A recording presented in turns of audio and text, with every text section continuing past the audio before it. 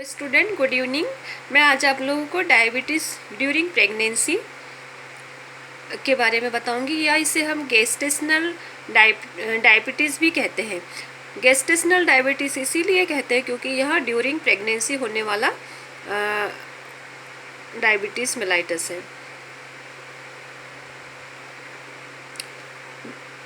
Diabetes mellitus is a chronic metabolic disorder in which blood glucose level is more than normal.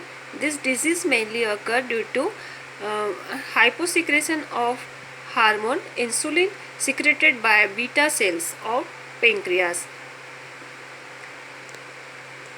In certain cases, it mainly occurs due to inappropriate consumption of insulin hormone by body cell. In these cases, secretion of insulin is adequate. देखिए, जो gestational diabetes mellitus होता है, यह pregnancy के दौरान होने वाला diabetes है। तो जो गेस्टेशनल डायबिटीज़ होता है, यह एक क्रोनिक मेटाबॉलिक डिसऑर्डर है। क्रोनिक मेटाबॉलिक डिसऑर्डर होने के साथ साथ यह एक हार्मोनल डिफॉर्मिटीज़ भी है। हार्मोन्स के इनबैलेंस के कारण यह डायबिटीज़ मेलाइटस होता है। इसमें जो हार्मोन इनबैलेंस होता है वह है इंसुलिन। इंसुलिन जो होता है वह पेंक्रियास के बीटा सेल से सीक्रेट होता है। इंसुलिन पेंक्रियास के बीटा सेल से सीक्रेट होने वाला हार्मोन होता है, और जब इंसुलिन की मात्रा ब्लड में कम या ज़्यादा हो जाती है, जिसके कारण कि गेस्टेशनल डायबिटीज़ मेलाइटस कॉज करता है। तो जो इंसुलिन की मात्रा कभी क्या होता है, पेंक्रियास के बीटा सेल में इंसुलिन की मात्रा का सिक्रेशन कम होता है, या फिर पेंक्रियास की बीटा सेल से इंसुलिन का सिक्रेशन तो ठीक होता है, किंतु कभी क्या होता है, जो इंसुलिन के रिसेप्टर्स हमारे बॉडी में पाए जाते हैं, उसमें किसी प्रकार के ऑब्स्ट्रक्शन या ब्लॉकेज आने के कारण मेटाबॉलिज्म ठीक से नहीं हो पाता, और जिसके कारण ब्लड में शुगर का लेवल बढ़ जाता है, जिसके कारण कि डायबिटीज़ मेलाइटस हो जाता है।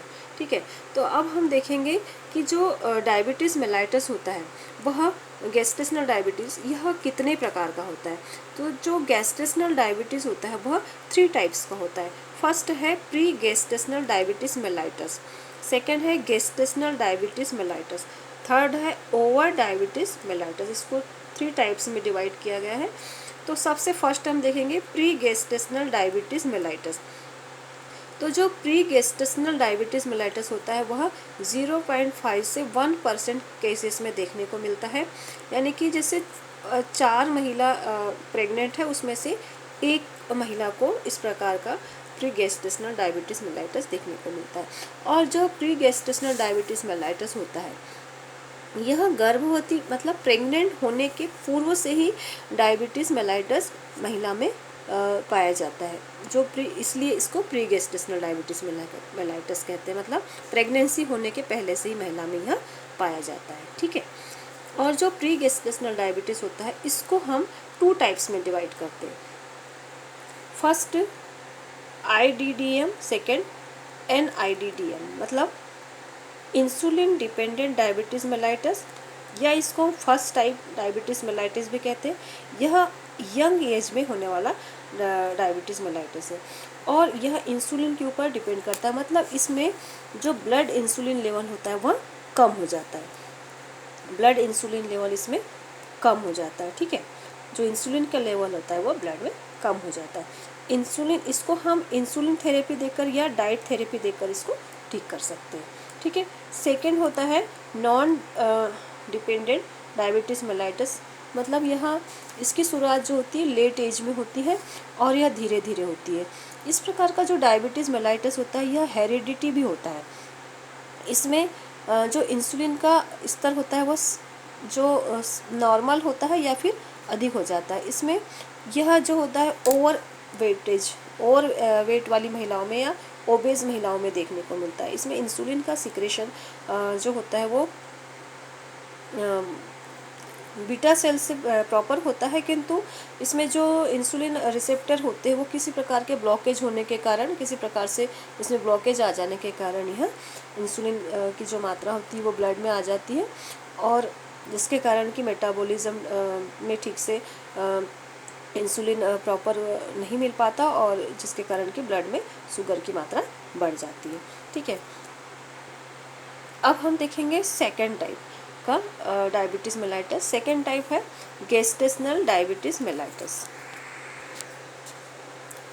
गेस्टेशनल डायबिटीज़ मेलाइटस होता है, यह ड्यूरिंग प्रेगनेंसी होने वाला मेलाइटस है। यह गर्भवती जब महिला हो जाती है तब यह इस प्रकार का जो डायबिटीज़ उत्पन्न होता है, और इसको हम जो होता है इसको हम गेस्टेशनल डायबिटीज़ कहते हैं। और यह जो गर्भावस्था के सेकेंड ट्राइमेस्टर के लास्ट में या थर्ड वीक में देखने को मिलता है, या फिर थर्ड ट्राइमेस्टर के दौरान या फर्स्ट वीक में इसको देखने को मिलता है। यह कम से कम 90% केसेस में इस प्रकार का डायबिटीज़ मेलाइटस देखने को मिलता है। इसके कुछ रिस्क फैक्टर होते हैं, जैसे कि फैमिली हिस्ट्री होती है, या फिर जो फीमेल होती है, प्रेग्नेंट लेडी होती है, उसकी एज 35 से अधिक हो, इसके कारण यह हो सकता है, या फिर ओवरवेट महिलाओं में यह होने के चांसेस इसके ज़्यादा होते हैं, या फिर प्रीवियस यदि इसकी हिस्ट्री है कि जो बेबी 4 kg या इससे अधिक वेट वाले बेबी को अगर वो जन्म दे चुकी है महिला, तो इस प्रकार यह सेकेंड बार में यह रिस्क होता है इसको होने का। या स्मोकिंग वाली जो स्मोकिंग करती है उस महिलाओं में होने के चांसेस ज़्यादा रहते हैं, या इसमें जो सिस्ट होता है, ओवेरियन सिस्ट होते हैं, पॉलीसिस्टिक ओवेरियन सिस्ट होते हैं, उसमें उन महिलाओं में देखने को मिलता है, या पॉलीहाइड्रोमियास के केसेस में की हिस्ट्री हो उसमें देखने को मिलता है, या फिर वेजाइनल कैंडिडाइटिस का इन्फेक्शन अगर महिला को है तो फिर इस प्रकार के डायबिटीज़ होने के चांसेस ज़्यादा हो जाते हैं इसमें। अब हम थर्ड प्रकार का डायबिटीज़ मेलाइटस देखेंगे, ओवर, जिसको हम कहते हैं over diabetes mellitus. Over diabetes mellitus का मतलब होता है इसमें डायबिटीज़ मेलाइटिस के साइन जो होते साइन एंड सिम्टम्स जो होते हैं वो देखने को मिलते हैं। इसके साथ ही जो कैजुअल प्लाज्मा शुगर लेवल होता है वह 200 mg/dl या इससे अधिक होता है। ठीक है, जो ओवर डायबिटीज़ मेलाइटस होता है इसमें क्या होता है कि जो डायबिटीज़ मेलाइटस के sign and symptoms pregnant lady में देखने को मिलते हैं, लेकिन इसके अलावा जो कैजुअल प्लाज्मा शुगर लेवल होता है 200 mg/dl से अधिक इसमें देखने को मिलता है। कैजुअल प्लाज्मा शुगर लेवल मतलब रैंडम किसी भी समय जो हम फास्टिंग हो या फिर मतलब शुगर लेने के बाद में हो देखें तो उसमें जो के प्लाज्मा का शुगर लेवल होता है वो 200 mg/dl या इससे अधिक होता है। ठीक है, अब हम देखेंगे कुछ क्लिनिकल मैनिफेस्टेशन और इसके जो फैक्टर्स होते हैं। तो इसमें हम देखते हैं कि जो डायबिटीज़ मेलाइटस में हमने 3P साइन देखने को मिले हैं। 3P साइन मतलब जैसे कि ये 3P साइन होते हैं। इसमें फर्स्ट होता है पॉलीडिप्सिया, और सेकंड होता है पॉलीफेजिया, और थर्ड होता है पॉलीयूरिया। ठीक है, या 3 टाइप के साइन देखने को मिलते हैं। पॉलीडिप्सिया मतलब इसमें अधिक प्यास जो होती है ज़्यादा लगती है, अधिक प्यास लगती है। और पॉलीफेजिया का मतलब होता है इसमें भूख अधिक लगती है। और पॉलीयूरिया का मतलब होता है इसमें यूरिन बहुत ज़्यादा लगती है मतलब। ठीक है, तो ये 3P इसके मेन साइन है किसके, डायबिटीज़ मेलाइटस के। इसके बाद हम 4 देखते हैं, वेट लॉस होता है, वेट लॉस दिखाई देगा। ब्लड विज़न दिखाई देगा, ब्लड विज़न मतलब आँखों में धुंधलापन दिखाई देता है। ठीक है, 6 है इसका रिकरेंट वेजाइनल फंगल इन्फेक्शन देखने को मिलता है। 7 रिकरेंट यूटीआई इन्फेक्शन देखने को मिलता है। और इसके अलावा मैक्रोसोमिया मतलब बेबी बड़े साइज़ का, नॉर्मल से बड़े साइज़ का दिखाई देता है। ठीक है, और जो ब्लड शुगर लेवल है वह अधिक होता है। वाइकोसूरिया होता है, पॉलीहाइड्रोमनियास होता है, और वीकनेस। ये सारे साइन एंड सिम्टम्स हमको देखने को मिलते हैं किसमें, डायबिटीज़ मेलाइटस में। ठीक है, अब हम इसका डायग्नोसिस कैसे करते हैं। डायग्नोसिस करने के लिए जो होता है फर्स्टली हम फास्टिंग टेस्ट करेंगे, उसके बाद सेकेंड फर्स्ट में जो होता है महिला का शुगर टेस्ट, फास्टिंग मतलब खाली पेट में ब्लड टेस्ट करेंगे, और सेकेंड उसका 100 ग्राम उसको ग्लूकोज पिला करके उसका टेस्ट करेंगे।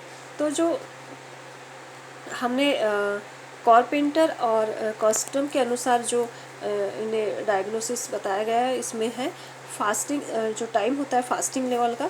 फास्टिंग मतलब नाश्ते के खाली पेट में, मतलब जो ब्लड लिया जाता है, ब्लड सैंपल लिया जाता है, उसमें अगर जो ब्लड ग्लूकोज का रेशो होता है, जो लेवल होता है, वो 95 mg/dl या इससे अधिक होता है, या फिर हम कह सकते हैं जो फिर उसके बाद जैसे ओरल ग्लूकोज पिलाया जाता है, इसमें महिला को ग्लूकोज पिलाया जाता है 100 ग्राम, मुंह के द्वारा दिया जाता है, और यह इसमें एक 2 या 3 घंटे में इसके बाद ग्लूकोज लेवल पुनः उसका देखा जाता है। GTT कहते हैं इसको, ग्लूकोज टॉलरेंस टेस्ट। तो इसमें क्या होता है कि जो 1 घंटे बाद अगर हम देखते हैं तो इसका जो ग्लूकोज लेवल होता है 180 mg/dl, मतलब शुगर 100 ग्राम उसको ग्लूकोज पिलाने के बाद में। फास्टिंग में कितना है 95 mg/dl या इससे अधिक। सेकेंड बार उसके हम 1 घंटे बाद, ग्लूकोज पिलाने के 1 घंटे बाद यदि हम देखते हैं तो इसका ग्लूकोज लेवल 180 mg/dl या इससे अधिक हो, और इसके बाद हम ग्लूकोज पिलाने के 2 घंटे बाद देखते हैं तो इसका 155 mg/dl या इससे अधिक हो, या फिर हम उसके ग्लूकोज पिलाने के 3 घंटे बाद यदि देखते हैं तो इसका जो ग्लूकोज लेवल होता है वो 140 mg/dl या इससे अधिक होता है। तो हम इसको इस जो वैल्यू हमें प्राप्त होती है, यह जो ग्लूकोज डिपेंडेंस मेलाइटिस की उपस्थिति को दर्शाता है। इसके बाद हम देखते हैं कि जो ये अभी हमने देखा कारपेंटर एंड कॉस्टम के अनुसार यह देखा। अब हम Indian national diabetes data group के अनुसार अगर देखते हैं तो जो लेवल होता है इसमें फास्टिंग मतलब खाली पेट जो लेते हैं हम, वो ब्लड ग्लूकोज लेवल होता है उसका 105 mg/dl या इससे अधिक, और ग्लूकोज पिलाने के बाद 1 घंटे बाद अगर हम देखते हैं तो इसका जो ग्लूकोज लेवल होता है वो 190 mg/dl या इससे अधिक हो, या हम 2 घंटे बाद देखते हैं ग्लूकोज पिलाने के तो इसका जो ग्लूकोज लेवल होता है 165 mg/dl या इससे अधिक होता है। और यदि हम इसके ग्लूकोज पिलाने के 3 घंटे बाद यदि हम चेक करते हैं ब्लड ग्लूकोज लेवल तो उसका 145 mg/dl या इससे अधिक होता है। तो इस प्रकार हम देखते हैं कि अगर यह इन जो वैल्यूज़ दी गई है, इनमें से यह जो वैल्यूज़ दी गई है उनमें से अगर किसी भी प्रकार की 2 वैल्यूज़ हमें प्राप्त होती है तो हम इसको मान लेते हैं कि इसमें ग्लूकोज डिपेंडेंट मेलाइटस, ग्लूकोज मतलब जो डायबिटीज़ मेलाइटस है वो इसमें प्रेजेंट है। ठीक है, गेस्टेशनल डायबिटीज़ मेलाइटिस मतलब इसमें प्रेजेंट है किसी भी 2 वैल्यू को प्राप्त होने पर इनमें से। ठीक है, तो यह इंडियन डाटा ग्रुप के अनुसार यह एक लेवल दिया गया है ग्लूकोज का, तो ये कर करके हम इसका टेस्ट डायग्नोस कर सकते हैं हम इसको। ठीक है, अब हम देखेंगे जो डायबिटीज़ मेलाइटस होते हैं उसके क्या क्या कॉम्प्लिकेशन होते हैं।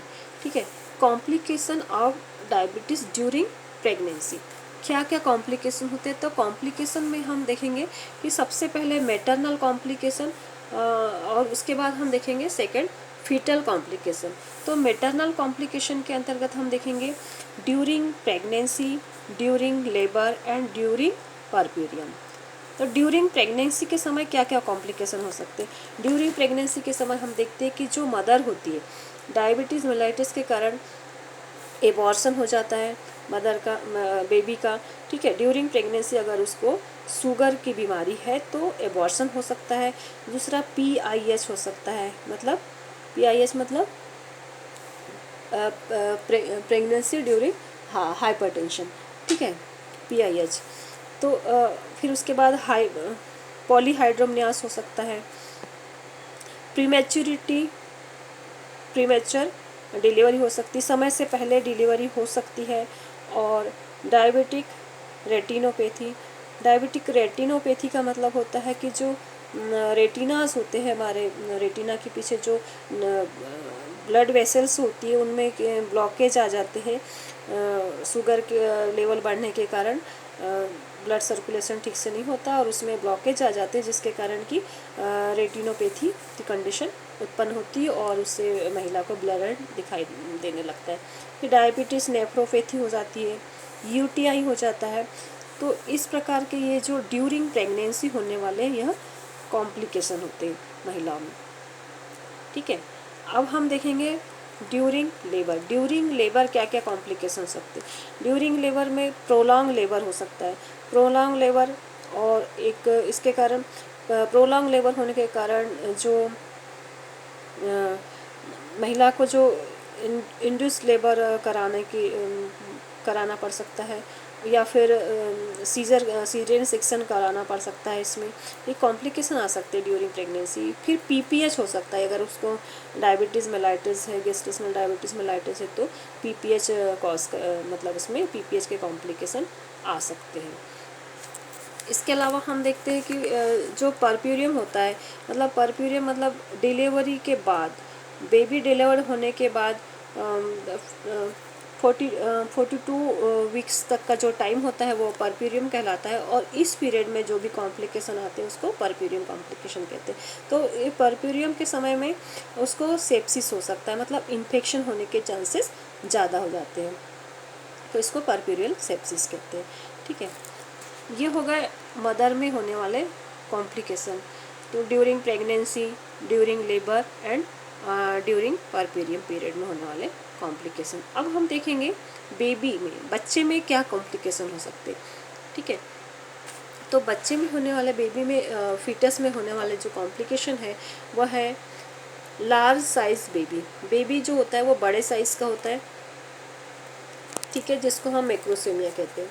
सेकंड है रेस्पिरेटरी डिस्ट्रेस सिंड्रोम।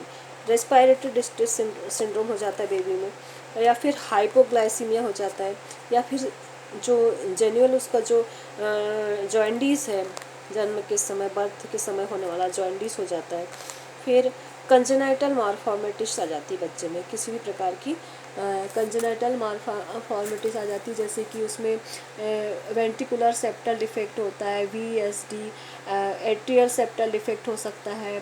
ठीक है, स्पाइना बिफिडा हो सकता है, रेनल एजेंसीज हो सकती है, और फिर उसके अलावा डियोडिनल एट्रेसिया हो सकता है, हाइड्रोनेफ्रोसिस हो सकता है।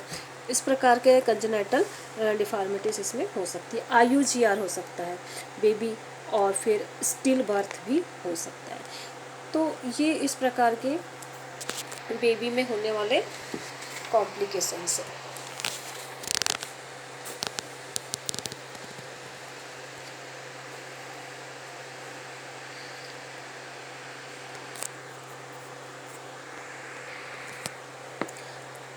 अब हम देखेंगे कि जो ऑब्स्टेटिक जो गर्भवती महिला है उसका, अगर उसको डायबिटीज़ मेलाइटिस है तो उसका हम मैनेजमेंट कैसे करेंगे। तो हम सबसे इसमें देखेंगे ऑब्स्टेटिक मैनेजमेंट ड्यूरिंग प्रेगनेंसी। तो ऑब्स्टेटिक मैनेजमेंट ड्यूरिंग प्रेगनेंसी में जो डायबिटिक प्रेग्नेंट वुमेन होती है उनको एक्स्ट्रा एंटीनेटल विजिट करने की आवश्यकता होती है इसमें, और एंटीनेटल केयर की बहुत आवश्यकता होती है अगर गेस्टेशनल डायबिटीज़ की मदर है तो। और उसमें रेगुलर हेल्थ चेकअप करना होता है।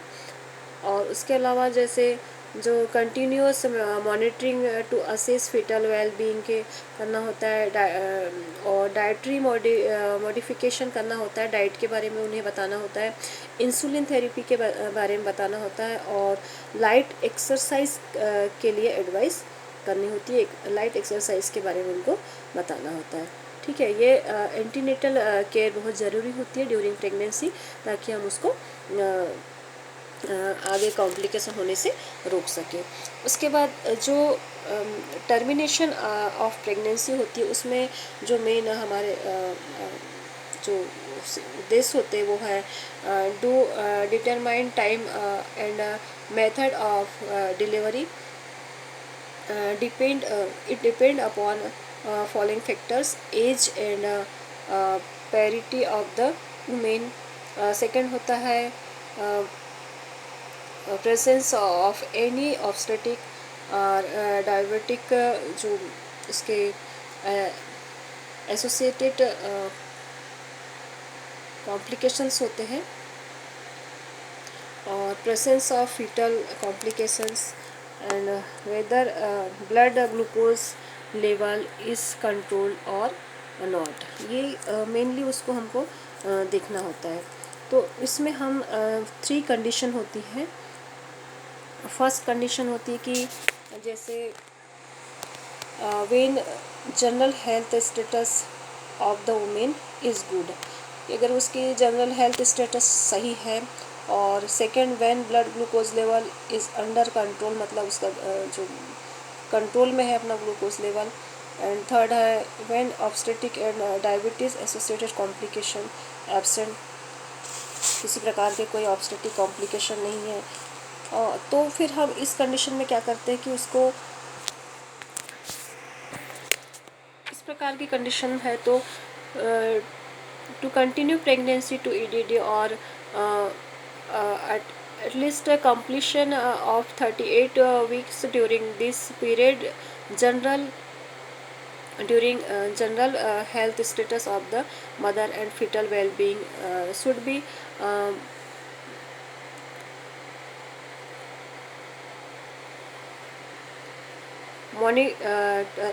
मॉनिटरिंग क्लोजली, उसको मतलब क्लोजली हमको देखना होता है। अगर मान लो जो महिला है उसमें किसी भी प्रकार की, वो यंग है और उसमें किसी भी प्रकार के कोई ऑब्स्ट्रक्शन नहीं है, किसी भी प्रकार के कोई कॉम्प्लिकेशन नहीं है, और उसका ब्लड शुगर लेवल भी सही है, तो हम उसकी ईडीडी तक मेनली 38 वीक्स तक उसको हम कंटिन्यू कर सकते हैं उसकी प्रेगनेंसी को, और उसके बाद हम उसकी नॉर्मल वेजाइनल डिलीवरी करा सकते हैं। ठीक है। और नहीं तो फिर अगर मान लो उसका प्रोलॉन्ग लेबर है, टाइम लग रहा है डिलीवरी में, तो फिर ARM करके उसको ऑक्सीटोसिन ड्रिप करके उसकी डिलीवरी कराएंगे। और यदि उसके बाद भी उसमें डिलीवरी नहीं हो रही है, ठीक है, अगर इन केसेस में क्या होता है, उसका जो रिस्पांस नहीं हो रहा है, मतलब डिलीवरी प्रोग्रेस नहीं दिख रही है, तो फिर हम उसका सीजरियन सेक्शन कर देंगे। ठीक है। सेकंड कंडीशन होती है कि व्हेन जो diabetes associated and obstetric complication are absent in the women but congenital malformation is present in the fetus. Induction of the labor by ARM with oxytocin drip if fails cesarean section. अगर मान लो कि जो महिला है वह pregnancy में उसके obstetric complication उपस्थित नहीं है, किंतु जो बेबी है उसमें अगर कंजेनिटल डिफॉर्मिटीज हमको देखने को मिलती है, तो हम उसको ARM करके उसकी डिलीवरी कर देंगे। अगर मान लो नॉर्मल डिलीवरी नहीं हो पा रही तो फिर उसका सीजरियन सेक्शन कर देंगे सेकेंड स्टेज में, सेकेंड कंडीशन में। ठीक है।